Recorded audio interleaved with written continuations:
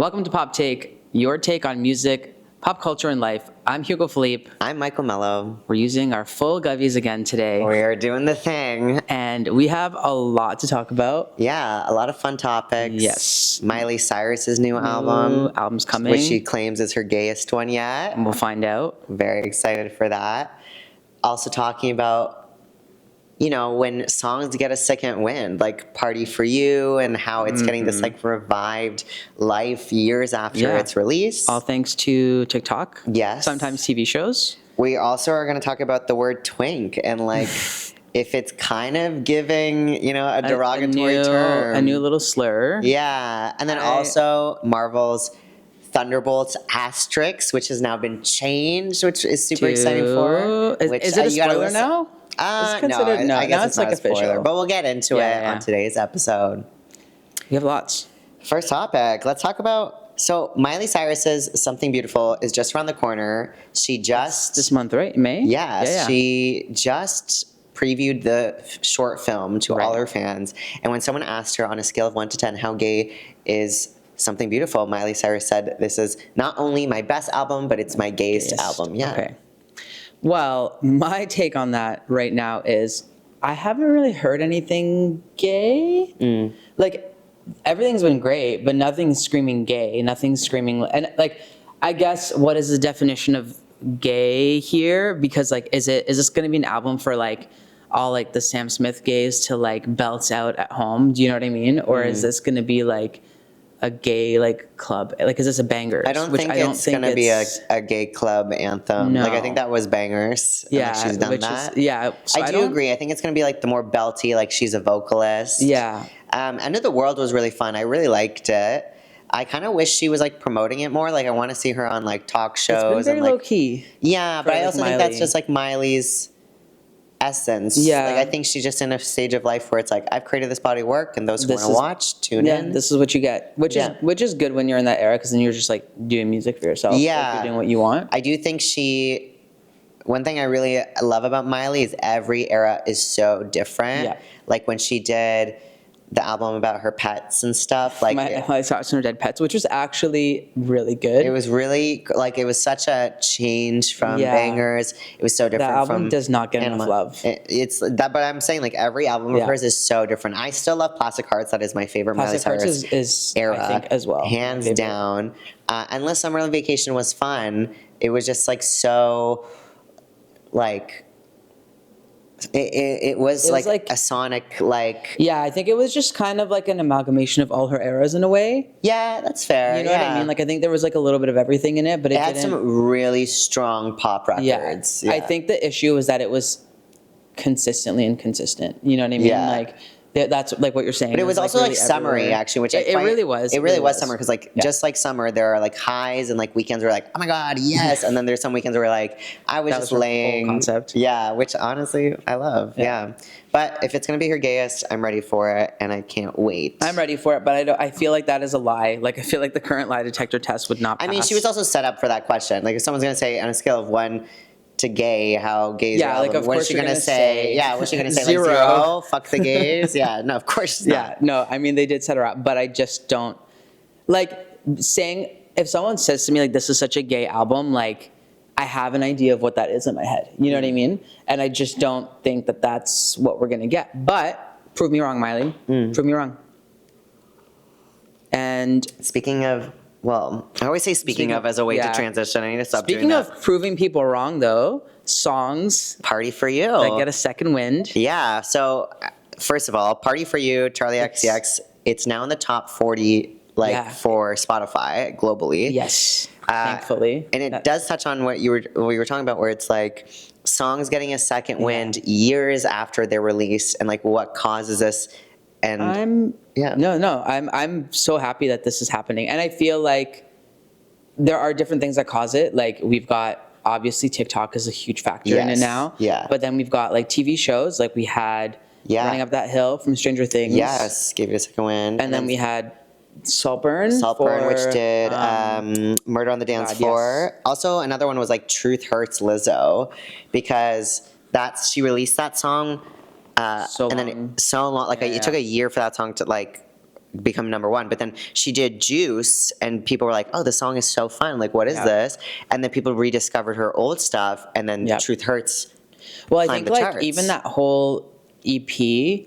I think it was Coconut Oil, like where it had that phone song. Do you remember that song? Right, yeah. Like I feel like that same thing happened. Like she dropped that, and then like it took a long time for people to like really listen. Yeah, even Sabrina Carpenter, like I think Nonsense really started bringing her up. Oh my God, Hugo, like take a hike, okay? Nonsense like really only started catching other people's attention when she started doing it on tour and people started seeing the viral like outros. Right. And then people started discovering the whole Emos I Can't Stand album, because for me, I went to the first leg of the Emos I Can't Stand tour, and it was for anyone who's been in Toronto, it was at Phoenix. So this was like a standing venue, like what, like 3,000 people maybe, or like 1,000? Or less than that. Yeah, like I was. It's not a big venue. Yeah, I was like really close. I could like basically touch her. There was like no real security. And then the second time she came, she was Meridian Hall. And that was like the same year, right? That was in the same, I saw her February, no, so I guess it was a year. I saw her February, and then the year after, still on the same tour in May, and like she had blown up to like this huger venue. Different, Yeah, and so like, it was crazy because it's the same album cycle. I mean, obviously she added deluxe tracks like Feather and stuff like that. Still, people don't even normally tour for a deluxe, let alone like in the same. Yeah, it just was like the hype she was getting from that. So I love when songs get those like moments. Is there a song that comes to mind that you're kind of like, oh, you know what? There's not, and you're gonna be mad that I'm saying this, but Camila Cabello's right now, Baby Pink from CXOXO. No, so CXOXO. Yes, I said it right. Yes, it's trending right now, and so many people. I don't know why, but so many people are like, wait, this album actually was really good. Like, why did we all sleep on it? And it's because that song's trending. I feel like her album was just bad timing. Yeah. There's a lot of stuff going on. But I like this idea that now songs don't necessarily, like, it's good and bad, because it's like artists put in so much work for a release and like put something out and then it like doesn't hit at that time. Yeah. But like, I do like the idea that like, it can happen in the future, and it's all just timing, right? Yeah. Like it's like the Charli one is crazy to me, because like the Charli one is literally just like fans. Like there is nothing that happened to bring Party for You to the forefront. Yeah, she didn't do anything. It was like people. It just happened. Yeah. Like whereas well, even like think of Apple too. Like it wasn't. Apple was a dance. It was a dance. One person. Yeah, that like, girl created, and I love that Charli always shouts her out, and like she got like her bag for it. But like that girl didn't create that dance. I don't know if Apple would have been. I always loved Apple. It was one of my favorite because it was a more poppy one. Yeah. But like I don't know if Charli would have made that whole like Apple girl moment on tour. Have you seen that like trend right now on TikTok? That's like the butterfly effect. Oh yeah, like if I didn't do this, if I didn't do this, yes. And it's like that. Like if she didn't do the Apple dance, like what would this brat era have? Yeah, like, how different would that be? No, that's totally fair. And I also so many like songs also too to bring back Sabrina and Camila. Like if they both didn't date Sean, we wouldn't have got all this music or like the taste. There's a lot that we would not have gotten. Yeah, my whole identity for the past like 2 years would not have existed. It's really crazy. Who do you think you would have stand if that didn't happen and you didn't get? Well, I still love them both. Like I still equally love them. And both albums mean different things to me, so that's like a tough question. Obviously, I've been standing Camila longer because of Fifth Harmony, but like Sabrina's music like speaks to me more, I would say. So I There's no alternate reality for him where like neither of those popped off. No, they need, those were both of those went number one in my house. Let me tell you that. But then the other thing I was thinking too is like with songs getting a second wind, I kind of wish like artists would go back and give them like the music video treatment sometimes. I mean like Charli did it so Unlock It got kind of like a bit of a, remember like I think 2 years like right before Brat, and she did like a live tour video, which I felt was like a little bit of a cop out. Yeah, but I do agree that artists should try and do something, and sometimes they have. We've gotten like Doechii just did a music video for Anxiety, which is a great one to look at. But I was also you know what also kind of like it kind of falls into this category, but like artists who do like anniversary albums or do re-releases. Yeah. Like I love Ariana Grande. She didn't do it for her second album, but for her first album, Yours Truly, she re-recorded some tracks, and hearing her as like an adult sing these songs with those vocals really was magical. But then I think of like Taylor Swift as well, who's like, here's some songs from this era that you actually never got to hear that were just like songs I didn't release, and like some of them are amazing.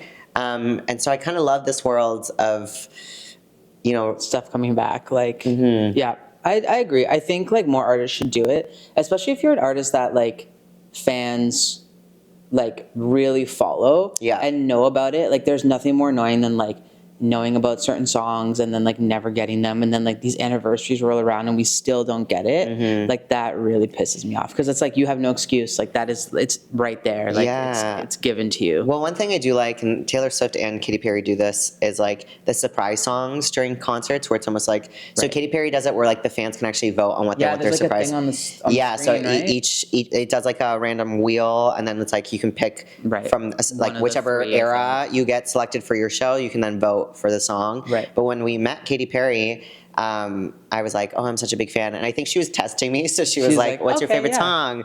Thinking I was going to be like, Firework. And I was like, she has a song on Witness called Say Does Draft. And it's like one of my favorite songs. I feel like no one knows it, but it's like such a deep cut. Yeah. And she was so taken aback that I said that. She was like, oh my God, I was like thinking about that song recently. And she was like, people didn't really appreciate it. And I was like, no, girl, I love it. And guess what? On one, because like each era, there's 3 choices you can pick from. Save as Draft is one of the options for Witness. So so you're hoping it gets picked? I do hope it gets picked. If it happens to get picked for Toronto, it's all rigged for you. It's manifested. That's a great. Do you know "Circle the Drain" from Teenage Dream? No, actually. It's my favorite song. Really? Yeah, it's my favorite Katy Perry song, I think, and it's like. This, like, I think you'd like it. It's very, like, if I had to compare it, Miley Cyrus Plastic Hearts era. Okay. But it's, like, about when she dated, like, Travis McCoy. Okay. And, like, just, like, talking shit about him. It's great. Okay, but also, on the kind of this topic, though, like, I don't know what the, hey, buddy, I don't know what the song is called, but, like, there's that Katy Perry song right now trending on TikTok where she's like, you're like an Indian summer in the middle of winter. Anyway, she sings it like she's like Alanis Morissette vibes, and it's been trending because people were like, why was Katy singing like this in her first album? I know what it is. But she recently like talked about it on tour. She like kind of jokingly sang that part, and she's like, I don't sing like that anymore. And like that's like before. Like she did very Alanis, like even before her first real album. It actually pops up. It's so funny that this is a trend. Maybe that's why it popped up on YouTube. But it popped up on YouTube the other day, and I was listening to it because the music video is so bad. Really? Like I believe there's a music video for it, and it's like her in like Japan, like walking through the subway. It's so weird, and like really bad like clip art like popping up on the screen. But the early 2010s. Yeah, it's probably because it's trending. But okay. Next topic. 2 Canadian icons, Avril Lavigne and Simple Plan, released a new song. And it is called Young and Dumb. I, for one, love Avril Lavigne and Simple Plan. Yeah. And I've never actually said this, but Simple Plan was my gay awakening. And the reason being, so their first album, what? It's so random. No, so random. Well, I mean, a lot of things were my gay awakening. Like Steve from Blue's Clues was also like my gay awakening. There was, or also like the Kraft Brothers, Zaboomafoo, like the guy in green. I could see it. The guy was, for some reason, Men in Green. When I was a kid, I was like, and I was just like, I didn't get it, but now that I was older, I got it. Anyways, to the point. Simple Plan was my gay awakening. The reason why the first album they had was like no knee pad, no balls, no knee pads, just glory. I forget the exact title, but basically it's like their first album. The album covers like them at a party, but then in the booklet there's like this photo of them with these like girls like in bikinis, and they're in this like pink bathroom. And I don't know why, but I was like, bro, like this is sick. So I like hung it in my bedroom because I was like, I'm like 13, you can't stop me. And you have your parents thinking it's like for... My mom walked into my room, was pissed, and was like, take this down. And I was like, okay. But the reason being is like, they have this drummer named Chuck.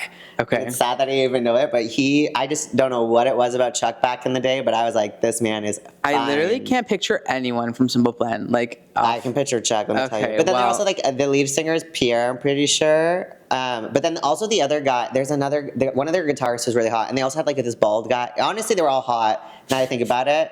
But anyways, love the new song. Yeah. If Simple Plan ever watched this, I would be so embarrassed to be like, well, they might. I just want to tag them in this just for you. Well, I don't think they do it for me now, respectfully. But like back in the day, I was like, they're probably also all married. So for sure. I would hope. Yeah, they're probably a homewrecker.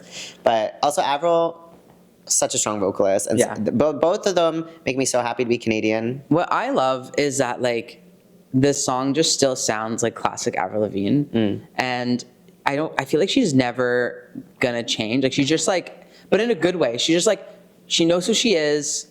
It's like been decades of Avril Lavigne, and like you're gonna get exactly what you expect. And I just like, I'm kind of here for that. But the funny thing is, like you said, and I agree with you, I love the Avril sound, but you always say you hate when artists do the same things over and over again, but then like you'll praise like Avril Lavigne? Yeah, or like you'll praise Heidi Montag, who also kind of just does the same sound. Okay. Heidi Montag was a whole different story, but I will talk about Avril Lavigne right now. And so my thing is, I feel like Avril Lavigne is authentically like stuck in that like early 2000s, like late 90s, like punk rock aesthetic.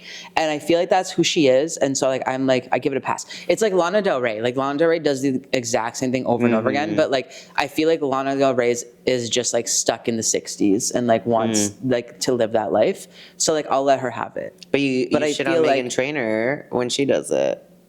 Because I don't think Meghan Trainor is authentically her sound and style. Like, I think that's her Meghan Trainor music persona. Like, I don't think Meghan Trainor, like, outside of being an artist, dresses in that style and, like, likes things from that era, where I feel like... I think she does. Avril Lavigne and Lana Del Rey. Like, Lana Del Rey is going to go out and she's going to buy, like, a cute little sundress.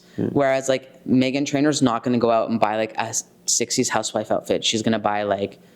what is trending. I don't know. Like, I just feel like it's not authentically them. That's my biggest take on that. I will say, though, on Avril and Simple Plan, something that I love about that genre of music is it reminds me of my teen angst and, like, it's being young and, like, because you kind of to high still school. feel, you kind of feel that. Because other bands that, like, make me feel that are, like, Mariana's Trench or The Somerset or... like Sum 41, there's just like something about, especially being gay, I feel like, you know, it's very, like, not a lot of bands really I relate to, but for whatever reason, like the angsty punk pop I really loved. Well, it's because we were going through our phase of angst. I used to love also like Headley, which I know we don't talk about them anymore for obvious reasons. But like there were certain Canadian pop punk bands. Well, Somerset's not Canadian, but like they were just like we had a sound. We had a sound at that time. Yeah. Which like all those bands like they were part of that era of Canadian music. I don't even know what we call it, but like we had I think pop punk. That pop punk Canadian music era, which I think we've lost for the most part. Well, Mariana's Trench and the Somerset are actually touring together, but they're touring in the States. So I was like, because I love the Somerset. They're not even touring here?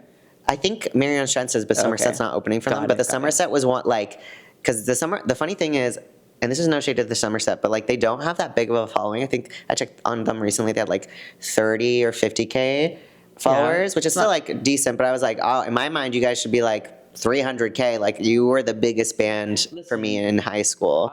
Marvel is so extremely good with its marketing, and I think it's always been like that. I think this current phase of Marvel, people kind of been like, what is going on? There was like a bit of like oversaturation, and like some of the movies and TV shows just haven't been hitting. But Thunderbolts, asterisks. Yes. Love this because it's been rebranded to the New Avengers. And it's kind of funny because on one hand, I'm a big Marvel fan, so sorry if I'm over speaking right now, but like that's fine. And I am kind of like, okay, we hardly gave people like time to actually go watch the movie because it was like 3 days. If you didn't watch it opening weekend, like basically by Monday they were like, all right, like it's New Avengers, which is also smart because I think some people were not going to go watch the Thunderbolts because it was Thunderbolts. Yeah, but then when they were like, oh wait, it's called the New Avengers, like maybe I should go check this out, because a lot of the characters are kind of like the outcasts of their movies and their teams and things like that. So they're coming together and like it's a very exciting time for Marvel. It's one of the most highly rated Marvel films in recent years, which is exciting. I will say, so funny enough, I don't keep up with Marvel, you know that, but I was walking home the other day and I saw the poster and it caught my eye because of the asterisk. And I was like, that's interesting. Like, and I was just wondering if I was like missing something, but I was like, okay, whatever. I didn't really think much of it. I have like multiple thoughts on this. My first thought is, I wonder if they did, when they announced it, they had like a post-credit. I'm curious to see like what they showed in theaters, if they showed anything like please avoid posting about this or anything like that. Like, No, I think would- it's always like an unspoken thing in Marvel culture to like not spoil things for at least feel the like- first week. Yeah. But I feel like that's something that like people were like flock to the internet to go post about. You know what I mean? Like when they watch the movie, I would love to see like if they actually posted like in the movie had something like at the post credits like obviously like please don't share this. Like, No, I don't think it was. I think it was like the experience. new Avengers will return in the Avengers movie. Got it. Okay, because I think that would be interesting to see like how long this would go on for before people realized that it was called that. You know what I mean? But The tactic was smart though. the tactic was good, yeah, because they did a whole like press release and something for it Yeah, too, yeah. right? So I think that was cool. I do, on the other hand, have this sort of like thought lately, and this movie is sort of bringing those feelings up again of like, I'm kind of over like media, so like music, movies, and things like that, just like going and changing things. And just like, because everything's digital now, you don't own stuff. And like, I know this is different because it's in the movies, but they like go in and like change, like artists going in and changing artwork or going in and changing like files of songs that they like decided they don't like anymore. Like they want to fix something. And I just find that like so invasive to a point. And I know that this is not the same thing, but I just know like this is going to come out on like first streaming and you're going to buy the Thunderbolts, and then like 2 weeks later, it's going to change to New Avengers. And you're gonna be like, wait, where did that movie go that I bought? Yeah, that's fair. And I think people were talking about this on Twitter where it's like, wait, is the, like that means when I buy the Blu-ray, it's going to say the New Avengers. Part of me hopes that like it will have like a fun Like a little little, like, slip moment. that you Yeah. can just like adjust kind of thing like on the box art. Right. But I do agree that I'm thinking more music in the sense, and people are going to hate me for this, but like Charli XCX when she changed all her All the album covers. covers. And- I love the Crash album cover and I wish she would put it back. I agree that like now I'm like, where is that? Well, even Kesha, her new Yeah. album, Period. I don't know if you noticed, but she went and put the period Yeah. on like everything. Which I get is like fun marketing. Yeah. But like once it's released, like Change it- Brat, like Turn it back. Well, yeah. she changed the Brat album cover again. I don't know if Again, you saw yeah, it. Now 'cause- it's like the scribbled out one. Yeah. But well, like even the Kesha one, like I was listening to Kesha the other day and the artwork was up, and then someone was like looking at my phone like, oh, is the new Kesha album out? And I was like, no. And they're like, wait, but the artwork. And I'm like, no, girl, like this is literally just like an old album that she changed it. But because But I get it. I get looks- it from a standpoint of like if my music's on shuffle and like an old Kesha song, I have Kesha music saved, and all of a sudden it pops up. I'm like, why the fuck is there's this pink dot on Yeah, there? yeah. I get it from that standpoint of like, I get that too. Like I think that makes sense, but it just like feels something about it feels like not icky, but just like I think the idea of like it's almost like sometimes I'm like looking at something and I'm like second guessing myself like if I'm crazy, like if like that was different. And I think Tate McRae changed her album artwork my like God, 3 times. yeah. And I'm like looking at it and I'm like, wait, was this like this? Like, am I crazy? And I think like when it's something drastic like that, you obviously clock it. But if it's something simple like a font, like I think Heidi Montag did this, and she like replaced an album cover, but she switched where the font was. Like the logo used to be under and then it was above.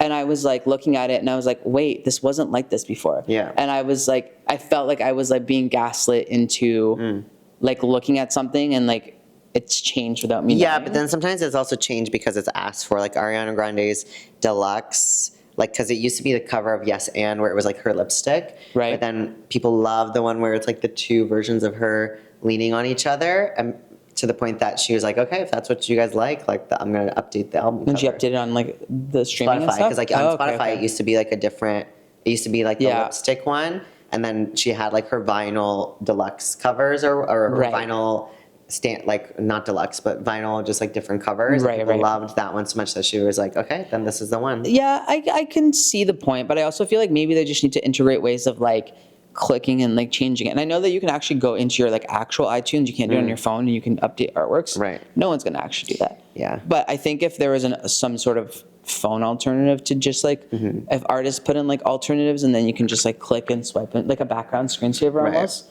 then maybe. But I just like something feels icky about just whoever decides to just like go on my phone and change something. But back to Thunderbolts, That's my thing. I think it's smart for the story and the marketing of it, and this do- new era of Marvel. Like I do agree with that. I think it especially for like a casual fan, I think it like causes people to be like, wait, okay, why is it called Avengers though? Like I should go see that. So I kind of do like it. I think fun marketing for movies is back, especially with like Lilo and Stitch. The marketing for Lilo and Stitch has been insane. There's been like animatronic Stitches in movie theaters, like driving around or like being wreaking hidden, havoc. Yeah, being hidden in like giant popcorns, and they'll pop up and scare people. Yeah, I love that. And like even there was a poster of the new Avengers, and they put like a Stitch ripping through it, and like I love it because it reminds me of the original Lilo and Stitch, where like it would show opening or like moments from like The Little Mermaid or Aladdin, and like how Stitch was just kind of like in those moments, and it was so fun to watch as a kid. So I'm glad promoting the live action Lilo and Stitch. They're really leaning into that, bringing that back. Yeah, I like. And it looks quite good. But actually, there was another thing, because like Lilo and Stitch is probably in my top 10 Disney movies. Okay. The director, because people. Like, have you ever seen Lilo and Stitch? Yeah. Okay, so Plinko, like the alien, always wears like a dress and like kind of does like cosplay as a woman. And there was like leaked designs of like the alien dressed as a woman for like the live action. Okay. And then someone asked the director if we'll be seeing that, and the director just said, "All I can say is I tried," which basically confirms like, no, we're not going to see like a transgender or like a male cosplaying as a woman character, and like it's frustrating because it means like Disney is so leaning far right that they're not, because they also erased a transgender character from one of their cartoon animations. I did see that. Yeah. And so for me, it's a little frustrating because I'm like, well, you had it in the original, and now you're changing it. And it's like, you're just like, I think it's so, it was like, oh, so it was okay when it was a joke, but now that it might like actually be good representation, you're against it. I will say, like, I don't necessarily think I have like, I agree that you should like try and stick to the source material and try and include those things. But I also think that in this case, I could see it sort of being like a more trickier subject, just because it is an alien, and I feel like also how, like, I think it could have been done well, but I also think how they, like, it could also come off offensive if you think of it from like the idea of like an alien is but I think like a lot of people on the internet were like so excited for it. You know what I mean? I agree. And, like, part of the whole character is that character is like super flamboyant and like does kind of gender bend and those whole things. And I think that hopefully is still carried throughout. Yeah, like I hope the character's still like fruity and like fun. Yeah. Even though they didn't necessarily want to like include that scene or like that part. But I can see how it could come across in today's climate, like on both spectrums, like on not including it, but then on including it, and then, but again, I think that's still part of like not having proper queer people in there, because I think you could include it and then have queer people be like, well, no, that's coming off a little mocky or a little bit like, you know, making fun of trans people, as opposed to like, I think, I see that point. I think just on the internet, most people are taking it as like, and especially the way the director said, like, I tried. Yeah, I think that's a little bit of a red flag. That Disney was like, and we know how Disney is, so it's there's no surprise that. Which is so unfortunate, because like Disney has such a large queer fan base, and it's like, I feel like what they were, like I remember the Beauty and the Beast live action, like they hinted that like, I forget his name, like, but Gaston's like little minion guy was like really gay for him, which like, or like. I do remember that. Yeah, like I think it is unfortunate. Do you think that sometimes though, like I kind of like look back at some of these like older movies and older like Disney things where there was gay characters and queer characters, and like then I start to also think, like when you think of who works in TV and film, it is queer people. I mean, like everybody who is like artsy and creative is gay. Like that's just how it works. Like the art world is run by gay people. Like let's be real, it's very queer. Yeah. But I sometimes wonder if like, did people care less, or like were we just not in on a joke? RuPaul had this like really great quote actually a couple years ago that really stuck with me. It was around when the Obama administration legalized gay marriage in the States.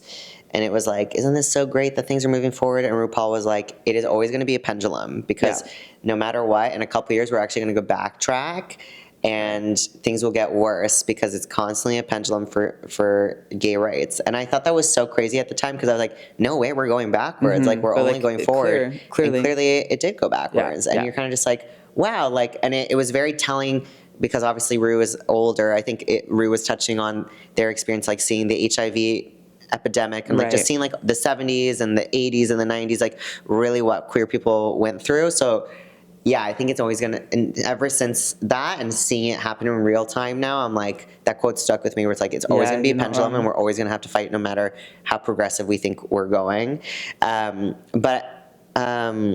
Yeah. Yeah. Well, I mean, I hope that they keep it true. Obviously, clearly they didn't, but I guess we'll have to see. When does that come out? It's like pretty soon, right? Soon, like May 23rd. Very Okay. soon. And Yeah. I love it. It's one of my favorite Disney movies. So I'm very excited to see it. And like, my favorite, like Lilo and Stitch was one of them. Aladdin was one of them. And I really loved the Aladdin remake. I thought it was so Right. well done. I loved the Little Mermaid remake. We did not like Mulan, I right? didn't love Mulan. I get that they were trying to be like, culturally accurate, but like, man, make a man out of you and Reflection fucking slap. Like, I would have loved to see that live.